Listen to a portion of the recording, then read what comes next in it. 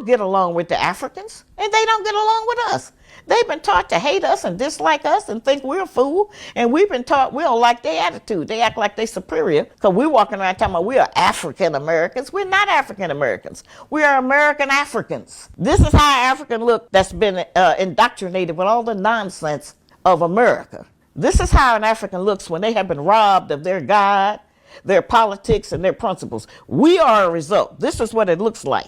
I don't know if there was a secret memo that was released about how African Americans and migrant Africans into America are to relate with themselves. What I heard from this woman jazzed me to the gore. I don't know where this is coming from, but it is wrong to sum up opinions by one person or to assume that everyone has a different mindset or a particular way they feel about a race.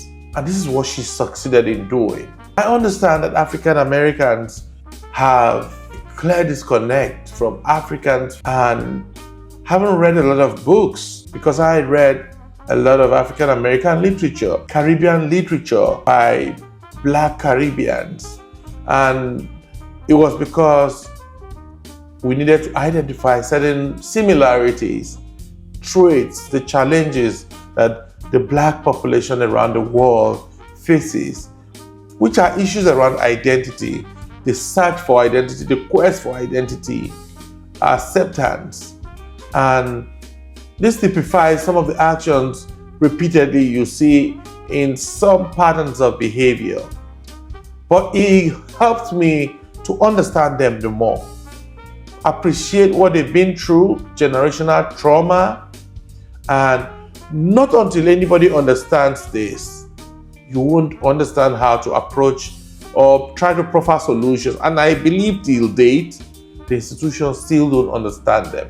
And it's not about African Americans alone.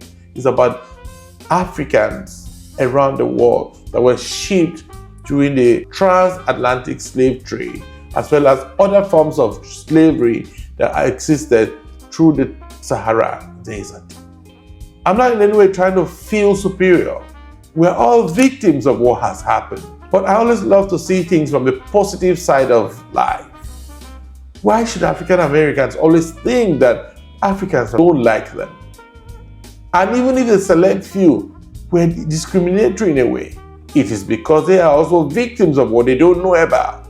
I don't think there's a memo or there's a way anyone has been conditioned to treat African Americans.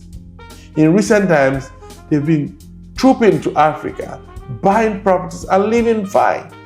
And they're even comfortable there than they were in America, because African way of living is a communal way of living where everyone cares about one another and everyone is supportive.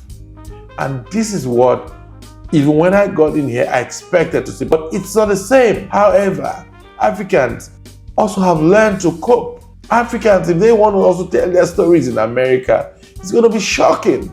But that's not enough to sum a few experiences and say this is what Africans have been told and how they have been told to treat their brothers here. No, I'm not in any way trying to defend anybody.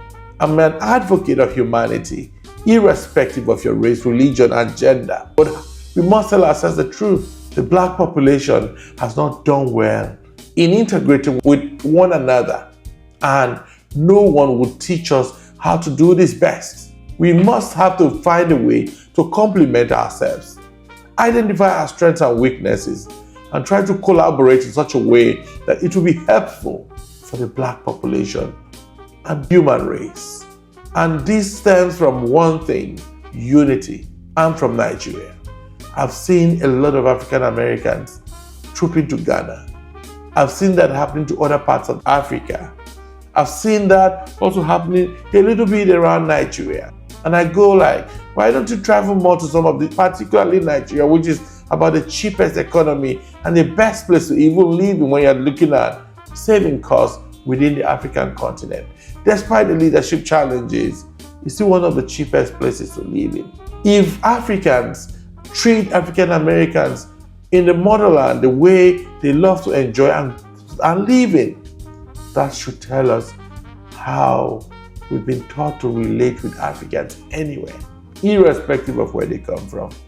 This lady is misinforming everybody, and this is not how Africans from the motherland have been taught to relate and identify with their fellow blacks wherever they find them. The black population has gone through a lot of struggles, a lot of battles, and this is no time to promote this type of divisions. It's been happening for too long, and we need to close these gaps, identify where we can leverage on our strengths and work on our weaknesses, rather than complaining all the time and trying to blame about superiority or inferiority and all that. This is no time for that. We have all gone through different experiences back on the continent, in the motherland, and in the diaspora, wherever we find ourselves.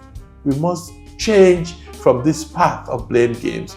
We must try to relate with one another the more and identify how best to collaborate. And that's the only way we can understand one another and grow the culture. I love to read from you your experiences, and I say thanks for watching.